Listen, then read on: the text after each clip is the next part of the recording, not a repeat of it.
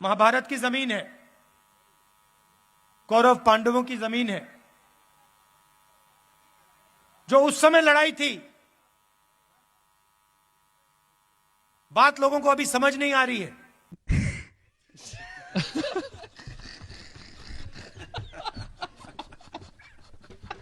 मगर जो उस समय लड़ाई थी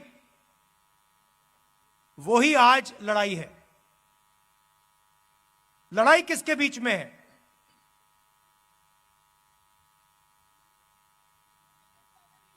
नहीं,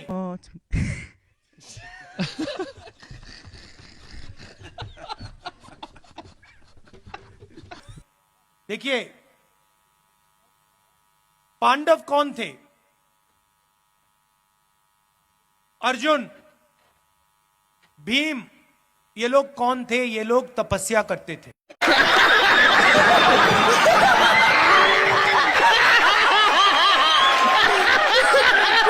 ये लोग तपस्या करते थे। क्या पांडवों ने इस धरती पे नफरत फैलाई थी क्या? आपने महाभारत पढ़ी है? क्या उसमें लिखा है कि पांडवों ने किसी गरीब व्यक्ति के खिलाफ अपराध किया? कहीं लिखा है? पांडवों ने डिमोनेटाइजेशन किया क्या? नोटबंदी की थी क्या? गलत जीएसटी लागू की थी क्या?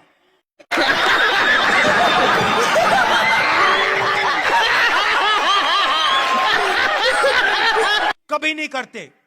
क्यों नहीं करते? क्योंकि वो तपस्वी थे और वो जानते थे कि नोटबंदी, गलत जीएसटी, किसान बिल इस धरती के जो तपस्वी हैं उनसे चोरी करने का तरीका है।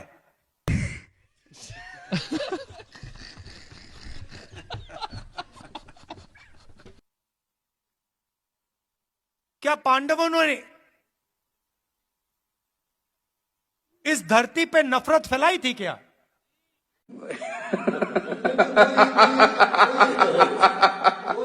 पांडवों ने भी, आप याद रखिए, पांडवों ने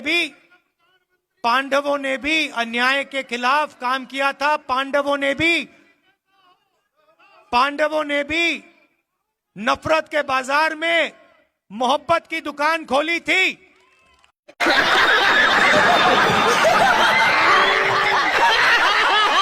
अभी चांदना जी ने नारा लगवाया, अच्छा, भारत माता की जय। ठीक है। तो सवाल है, क्या? सब लोग ये नारा लगाते हैं, बहुत सुनने को मिलता है, भारत माता की जय। मगर ये भारत माता है कौन? ये है क्या? ये क्या बात करता है यार? सवाल है। कुछ भी जिसकी हम जय करते हैं, सब लोग करते हैं। मैं करता हूं, तू चुप रहे बाबा, तू चुप रहे। हा? आप लोग करते हो, सब लोग करते हैं। तो ये भारत माता ये है कौन? तो मैंने सिर्फ एक सवाल पूछा है। अच्छा, पार्लियामेंट हाउस में मैंने भाषण दिया, ठीक है। और मैंने कहा कि देखिए, मैं जानना चाहता हूं। क्या क्या कहना क्या चाह रहे हैं भाई आप? हम ये नारा रोज लगाते हैं। मैं जानना चाहता हूं ये भारत माता कौन है? कौन है ये भारत माता? बिल्कुल चुप। मतलब ये लोग कौन है? जनता माफ नहीं करेगी। कितनी आबादी किसकी है? आदिवासी कितने? दलित कितने? पिछड़े लोग कितने? गरीब कितने? अमीर कितने? अगर हम नारा लगाते हैं भारत माता की जय, और अगर हम भारत माता के लिए लड़ते हैं, खून देने के लिए तैयार हैं, तो ये भारत माता है कौन? लगता है ये पागल हो गया।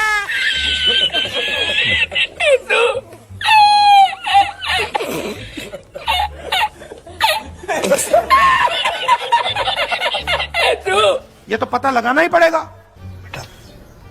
तुम तुमसे ना हो पाएगा। हमें तुम्हारे लक्षण बिल्कुल ठीक नहीं लग रहा है, तुमसे ना हो पाएगा। भगवान राम के पिताजी ने उनका वनवास कराया। ठीक है। वो वनवास में चले गए, वनवास में चले गए, लेकिन उनके प्रति जो जनता के दिल में श्रद्धा थी वो कम हुई। बताइए, कम हुई कि और भी बढ़ गई? और भी बढ़ी ना। ठीक है।